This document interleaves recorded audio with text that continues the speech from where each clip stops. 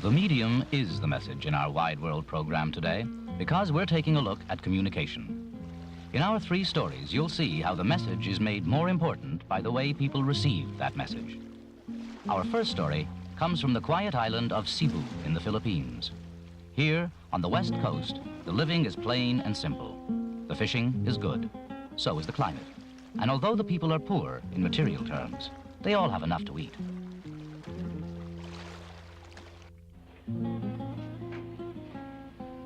Those who don't fish work on the land, and the west coast of Cebu is a collection of sprawling villages where daily life moves forward at a snail's pace. The only place of any size on this coast is a small town called Molbol. And seen from a distance, the town seems lost among the trees. Only one landmark stands out, the Catholic Church, and it's at the very center of life in Molbol. It was through the church that this imaginative form of communication was introduced to Molbol. It may not look like it, but these 2 men are making a newspaper.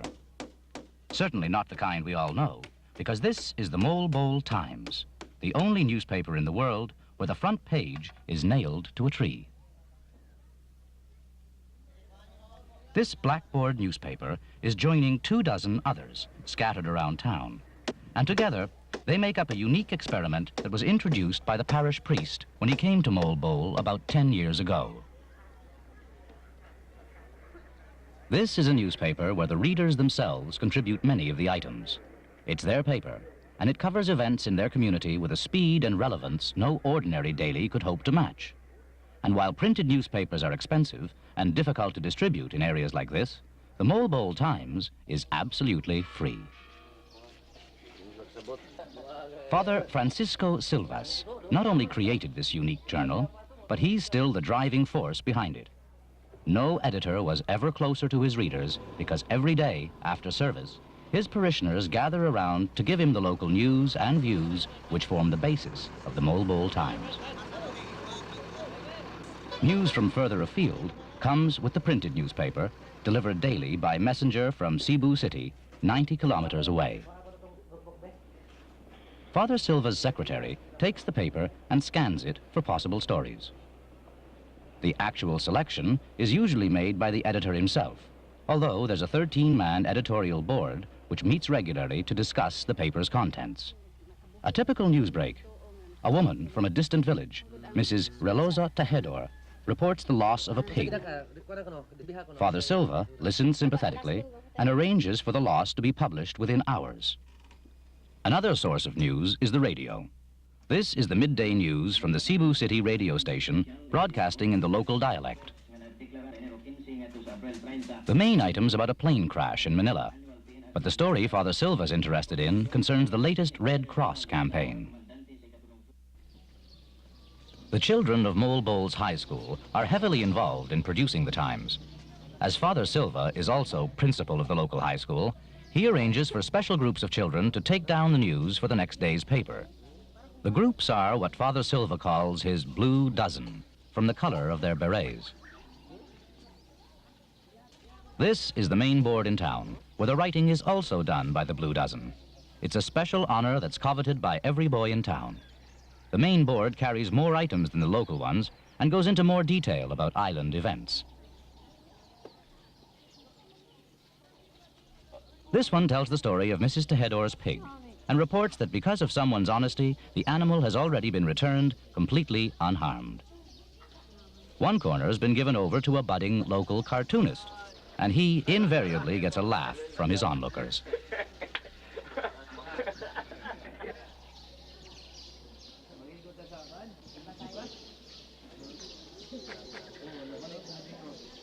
The audience includes market traders who are themselves important sources of news items for the boards. This story tells how 4 schools are cooperating in a road building scheme. It explains that the roads were damaged by typhoons, and the staff and pupils decided to repair them as part of a community action program. The story is of particular interest to Sanzo Dumusmog, a fisherman who's been hampered by the bad roads in getting his fish to market. This is what the locals call pulong pulong, or a discussion. It's a simple editorial in note form. This one examines the loss of a purse containing 95 pesos and concludes with praise for the finder's honesty. This is a harder news story about Father Luis Halandoni.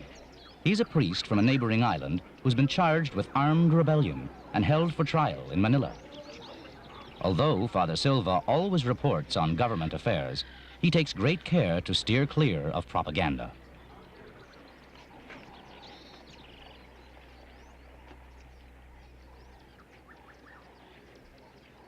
Betty Mendoza's 35 and a housewife.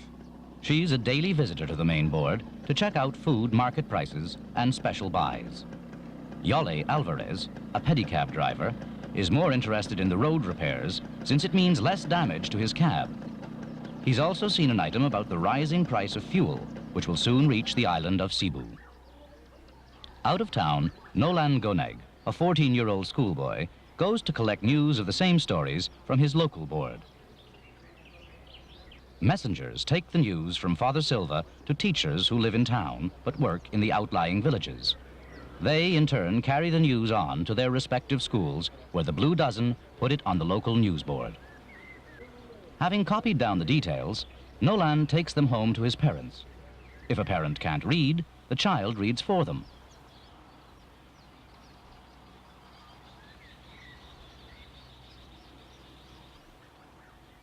There's no doubt about the wide success of the Mole Bowl Times. In the municipal offices, the local mayor uses it to announce all city ordinances. It's been very useful for the local peasants, especially those growing copra, as it carries the latest market prices and so stops swindling by unscrupulous middlemen. And anyone who wants to announce a birth, death, or marriage simply puts it on the board.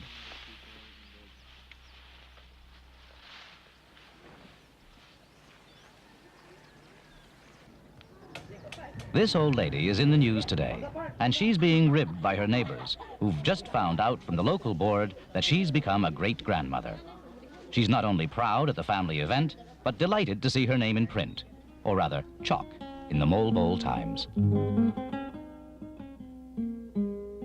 Despite its apparent crudity, the Mole Bowl Times has proved its effectiveness in spreading news quickly throughout the community.